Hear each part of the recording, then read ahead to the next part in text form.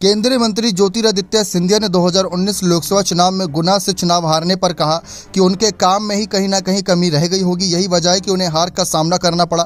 लोकतंत्र में सबसे बड़ा आशीर्वाद जनादेश होता है। चुनाव जीतने इसके लिए घर घर जाना होता है और अगर जनता आशीर्वाद नहीं देती तो इसका मतलब है कि कहीं ना कहीं कमी रह गई होगी।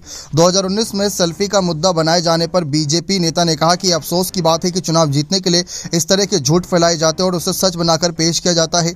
दरअसल बीजेपी ने गुना सीट से केपी यादव को टिकट दिया था, जिस पर सिंधिया की पत्नी ने कथित तौर पर फेसबुक लाइव पर कहा था कि जो लोग महाराष्ट्र से सेल्फी लेने के लाइन में लगे रहते हैं उन्हें सामने वाली पार्टी ने टिकट दिया है। News YouTube channel Lalan top को दिए इंटरव्यू में केंद्रीय मंत्री ने बताया कि मेरा मानना है कि अगर आपको कोई जिम्मेदारी दी जाती है तो आप उसकी आड़ में बहाने नहीं बना सकते। अगर आप इस जिम्मेदारी की वजह से काम नहीं कर पाए, मैं पहला शख्स हूं जो जिम्मेदारी छाती पर लेता हूं। अगर कोई कहता है कि आप समय नहीं दे पाए तो यह सरासर गलत है।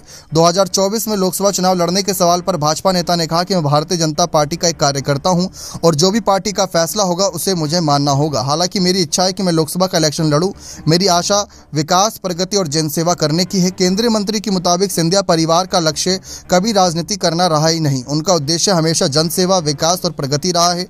राजनीति इस लक्ष्य तक पहुंचने का एक माध्यम है। वे 18 साल गुना के सांसद रहे, लेकिन उनकी कोशिश पूरे क्षेत्र का विकास करने की रही।